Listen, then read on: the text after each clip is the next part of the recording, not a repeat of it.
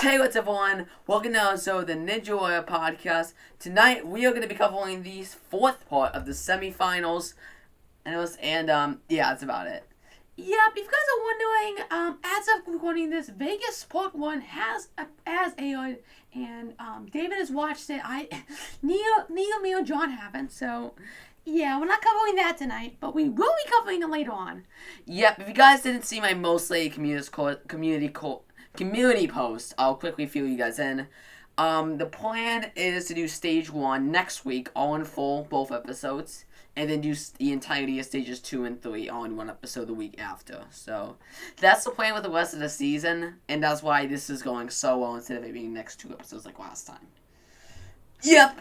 But anyway, I think we should move on to, let's talk about episode 4 of the semis. Yeah, so episode 4, honestly, I'm gonna go with this one being the worst one. Yeah, it just kind of sucked. It sucked. A lot of the ones were, not many of the ones were all that good. There were a couple of shocking fails here and there. And the course was honestly kind of boring because like we already saw all the obstacles and schools, and it really felt, honestly, as we already saw all the obstacles that we once before this season. So really, it just felt like more of the same. Yeah, and yeah, definitely. It has plenty of the obstacles from night 1, so it really does feel like I should have aired second. But hey, hey, they made their choice. Yep. Yeah. So real quickly, the course was over under, Air Surfer, Diamond Dash, Kaleidoscope, the Whoop Wall, the Salmon Ladder, Ghost Town, Split Decision with Flipped Around, and the Diving Boards, and of course the Spider Trap. Yep, those are the obstacles. Again, nothing new, but I guess it was an all-in enough course. But I think, without any further ado, we should move on to the ones. Which started with Katie Bone, and honestly, this was a very terrible story. Yeah, I don't think any of us are really like someone who really likes like these like big stories about these people with disabilities, and it's fine, everything, but when they just make it the most dramatic thing imaginable, then there's a problem. Yeah, the entire segment is just them talking about her diabetes and how her being a type 1 diabetic makes it so impossible to do shit when she makes it look easy. Yeah, they make that sound super impressive when really there's people like Kai Beckstrand who can do that just fine. Yeah, fine, you're fine, you have disabilities. But honestly, that's really the only reason why they show you for the most part. Yeah, for the most part. Katie Bone actually did do really well. The best woman of the night and of the season, surprisingly enough. As she ended up making it all the way to Ghost Town, where she ended up being taken out. And surprisingly enough, that was the only time anyone fell in Ghost Town tonight. Yeah, no one else failed on it, which is honestly pretty humorous, and the fact that it took out a couple people, going to people who took out last time. Yeah, after Katie Bone, we had Rohan Sebastian, who ended up having a wipeout on Diamond Dash. After that, we had Annabelle Heinrichs, who ended up being taken out by the Air Surfer. Yep, after that, we had Ethan Botanicki, who also had a very horrible segment. Yeah, none of us actually, honestly, in my opinion, WAP is my least favorite kind of music. So, this guy being a WAPO isn't helping his case, in my opinion. And also, the fact is, the segment sucks anyway. Yeah, they act like you care. They really do go into the nitty-gritty and act like you care about this guy's music, when really I bet you almost no one cares. Ethan did do quite well, getting all the way to Flipped Around, where he ended up falling after not locking the first board in, as then he needed to carry it around, and he just couldn't get any kind of momentum after that. And I never really thought of it like that, but yes, that can happen. Yeah, and it does actually trip up a couple of people along the way as well. Yeah, but anyway, moving on. After Ethan, we had Mark Farrell in a fast-forward segment. He was taken out by the Diamond Dash. Then we had Brad Giles, who was taken out by Air Surfer. And then we had the next big segment of the night, that being, once again, Christopher Harding Jones. Yep, Christopher had a story about him having sensory processing disorder, which is essentially you are less aware of where you are and how you can interact with the environment. Makes you a little more clumsy and stuff. And honestly, they really make this thing a big deal when it really isn't. Yeah, you can barely even tell there's a problem, honestly. It was like when they did like Francisco Harding, or when they like Francisco Boas or something like that, when he did like his stuttering, like I'll pop him on the screen so you guys know what I'm talking about. It's like he had a stuttering disorder, and they really played it up, and they even had him fake stutter as well to make it feel more real. Oh yeah, I kind of forgot about him honestly, but he did compete this year as well. Yeah, but Christopher did really well, becoming the night's first finisher. Yeah, one thing I do want to bring about Christopher is that his nickname is for some reason Topher. And no offense to him, but who wants to be called Topher? I think it's personal preference, but yeah, it does sound like a really bad name, especially a nickname, but hey, whatever you feel is whatever you feel works. Yeah, at this point, that's kind of how it is. After Christopher, we had Ivy Hackman in the fast forward segment, who ended up being taken out by the Air Surfer. And we had Sam Gouet, who was knocked out by the Diamond Dash. Yeah, but then we had probably one of the bigger shockers of the night, that being James McGrath. Yeah, James McGrath got a small segment about his one from qualifying and how he got the Megalon and all that stuff. But unfortunately, James McGrath definitely went a little bit more aggressive than you probably would have expected for a semifinals course. And because of that, he tired himself out, and when Kaleidoscope came on, he just couldn't get that final grab. And he ended his comeback season right there. Yeah, that's a little unfortunate, isn't it? That Kaleidoscope is the easier of the two fifth obstacles we have this season. Yeah, in the semis, yes. So it was definitely a little unfortunate that his season ended up ending there. His qualifying one is still a moment that would definitely be a moment from the season, but it's very unfortunate that that's kind of how his season ends. But yeah, still, I do wish Change the best, and I hope he able to make an even better comeback next season. And yeah, that's honestly all I have to say. Yeah. Anyway, after James McGrath, we had Twistin Wyman, a fast forward segment. Now, this segment sucked because Santa Claus was in it. And I have nothing else to say. That's your show for tonight, folks. Really? Is that what we're doing here? Yes, because this pie man decided to make Christmas so important. Did you really just call him a pie man? Yes, that's actually an insult I thought of by like complete accident. But I'm just like, sure, why not? There are plenty of reasons why not, Crystal, but we'll leave it at that. Okay, I kind of see your point there, but it's just the point. I already explained this previously, but I'm not a Santa person. We hear them going out on the Air Surfer, and after we had Deshaun Harris who ended up going out on Kaleidoscope, and then after that was Peter Hughes ended up going out on Air Surfer. The next shown one ended up being Donovan Montoya. Montoya's one isn't really all too notable as he went out on the diving board just like last year, but he is moving into Vegas. So good for him, I guess. Yep, after that we had Jacob Owenstein, who ended up being in the next Fast Forward segment. And it's cool for him getting showtime, but it's kind of unfortunate this is the way they do it. Yeah, especially since Owenstein made it all the way to the 9th obstacle. Yeah, he was knocked out by Flip DeWown. After that we had the Mako Kevin Carbone, which unfortunately he went out at the same point as Owenstein, Flip DeWown. But he was at least able to move on with a really good pace. Yeah, I think it's very unfortunate that Carbone doesn't get any showtime anymore. Because he barely gets any one time at all.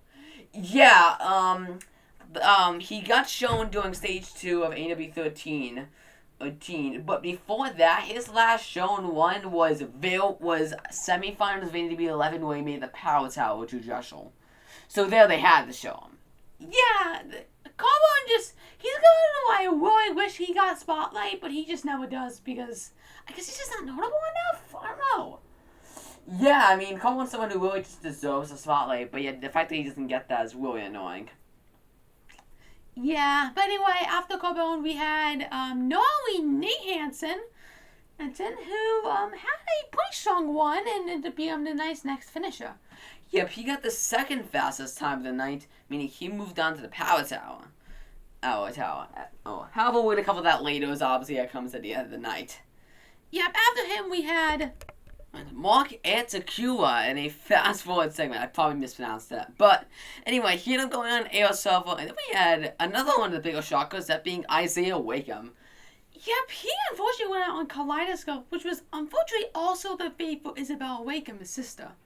Yeah, Isabella got this really annoying segment about how she's Christian, how she believes in faith and all this shit. It's cool with Sean Bryan because they don't rub it in your face. Here it's just annoying. Yeah, nothing towards Wakeham, and she still did pretty well when it obviously doesn't demote her as a competitor, but it's the way the show shows it. That's the main problem with a lot of these things. Yeah, nothing against it as a whole. Isabel was fortunately able to move on to Vegas. That was good to her. Good for her. After that, we had a fast forward segment featuring Tyler Yamauchi, who ended up going out on Flipped Around. Then we had one of the old season vets, that being Nolan Ball, who ended up completing the course, surprisingly enough. And then we had Isaiah Thomas. Yeah, he had a segment about his cousins, who he ended up having to take care of some family complication issues. And he just talked about the new challenges that come on, that how they look up to him and all that stuff. They weren't really specific on why his nephews are living with him now. They just said they have a tough home life. But they didn't say anything beyond that. Yeah, it's probably just because it's not important or they don't feel like sharing it, but to me, it just feels like a missing dot. To me, it just feels like a missing piece in that story. Yeah, kinda. You're missing some of the context there. But they didn't go over it, so we don't have to dwell on it for too much longer. Isaiah Thomas himself did pretty well, getting himself off a buzzer, and I believe the third or fourth fastest time of the night. I don't remember for sure. It was third. Alright, third. Third fastest time of the night. Anyway, after Isaiah, we had Dan Polizzi in a fast forward segment. Yep, Dan Polizzi finally got showtime after getting cut in the qualifiers for a very stupid reason. He ended up shockingly going on the Kaleidoscope. Yep, that's where he ended the season, surprisingly enough. After that, we had Zach Urchenstein, who ended up going out on Salmon Ladder. Yep, him being the only victim of the obstacle once again. Last season there was only one victim of the Salmon Ladder. That's what I was trying to say. But still, he was still able to move on, surprisingly enough. Yeah, Salmon Ladder isn't usually a threshold you're able to go to Vegas with, but this time it was able to work out that way. Yep, then out of nowhere comes Barclay Stockett. Yup, and she has a segment where she says, "I'm a lesbian and I will not shut up about that." Yeah, nothing against lesbians. I'm a lesbian myself, but the thing is, don't shove it down our throats, people! That's the main problem with these. You're a lesbian, that's okay, but they make such a big deal out of it. You're a lesbian, it should be treated the same way as if you're straight. Yeah, I fully agree with you on that one. Honestly, it's very stupid the way queer people are treated. They're treated as this anomaly, but at this point they should really just be considered part of the norm. Yeah, it becomes more and more common as the years go on. Especially after, the legalization of same-sex marriage, it's really not a big deal anymore. And that's the problem here. They make it a big deal. Yeah, definitely. Another thing I want to note is that they did nothing to promote Barclay. Yeah, no, I didn't even know she was winning tonight until, she ended up winning. Again, they did nothing to promote her, and she's someone they would do that for. Yeah, Barclay ended up going out on Kaleidoscope, where she was able to move on to Vegas. And after her, we had the final fast forward segment of the evening, which featured Jody Avila, who was knocked out by Kaleidoscope, and once again made it to Vegas in the 15th spot. Yep. Unlike last time, he did not get past a threshold. It's just because not many people made it to the back half, and yeah, honestly, he does not deserve this. Yeah, no, considering his one in Vegas, I'm honestly debating that. But after Jody Avila, we had Vance Walker, who also got no screen time or any kind of hyping up in the beginning of the episode. Yeah, no, they didn't bring him up once, and then they just bring him up here in a fast forward out of nowhere, where he surprisingly falls on Flip Around. Yeah, I thought he would be on the power tower, but nope, that did not happen. He went out there and really did move on. It's just the fact that Vance is getting a little screen time good last season. Yeah, last season they really did shove Vance down our throats, and here they're barely even giving him 2 cents in the matter. Yeah, it's very unfortunate. I hope in Vegas he does well, as we didn't see him this week. Yeah, no, same here. After that we had Owen Dyer, who got his first semifinals buzzer, so he ended up being the next finisher. And then we had the final one of the night, that being Austin Gray. Yep, Austin had a story about him and Nate Hansen going head to head. And they were definitely gearing up for the two of them to be the people on the power tower. And hint, that ended up happening. Yep, Austin Gray got the fastest time of the night, and he was able to get to the power tower with Nate Hansen. And we had the most boring power tower matchup yet.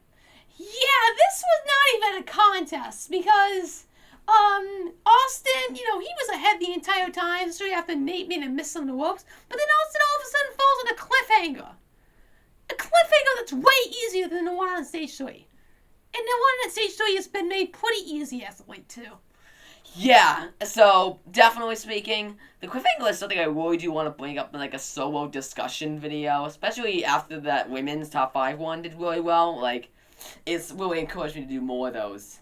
But that's definitely a subject. Talking about the sad state of stage 3 and its ultimate cliffhanger as a whole. Yeah, I think that could work, honestly. Yeah, I definitely think that could work. But going back to Austin Gray, yeah, he fell there. So Nate got a free win. Yeah, I want to point out that they said, like, Nate Hansen owned his safety pass when he didn't own shit. Yeah, no, he would have lost if Austin didn't fail. That is pretty clear. Moving on, we have the cut ones for this episode, which I am very iffy on. Yeah, we had Casey Bellatique, who ended up going on the Eel Surfer, Kristen Yost, who also went on the Eel Surfer, and Ryan Meeks, who also went on the Eel Surfer. Yep, then we have Anton on McClellan, who went on Kaleidoscope, David Tomatsuni, who ended up also going on Kaleidoscope, and finally, Emmanuel Awad, if I'm saying that right, and he went on Diamond Dash. Yep, this is a situation. Yep, the cut ones here, the only two I know of from memory are Kristen Yost, who got a lot of screen time during AW 13. He was the first one or twice. And Ryan Meeks, who got a little bit of screen time last season and made it to stage 2. Yeah, I'm a little mad about Ryan Meeks and Kristen Yost, but aside from that, I don't really care about these guys, so I guess it's alright, but a little bit of a high number for my liking in terms of high cut ones. Yeah, but in the long one, I can see why they cut the bottom 3 at least. Yeah, and Casey Bellatique in the long one isn't really much of a notable ninja anyway, so yeah. But anyway, with that right there, that's the 4th and final part of the semifinals covered. Yep, as we mentioned earlier, we are going to be covering Stage 1 in Las Vegas in full, both nights.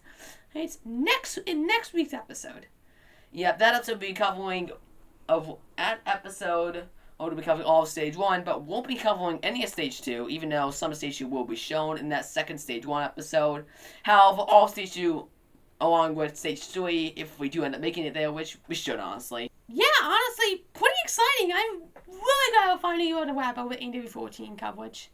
Yeah, once again, we are really sorry about our lackluster coverage on the qualifiers and how behind we've been. We have been not having the best chances to meet up with each other. I recently just got a job at a climbing gym, and a whole bunch of other stuff has been happening. So, honestly, we only record when we want to. So, honestly, this just comes down to schedules and if we really feel like it. Yeah, because this is an obligation to where it doesn't really make any profit for us, if we don't want to, then we just simply don't do it. Yeah, if we're not enthusiastic enough, then it's probably not the best idea for us to record.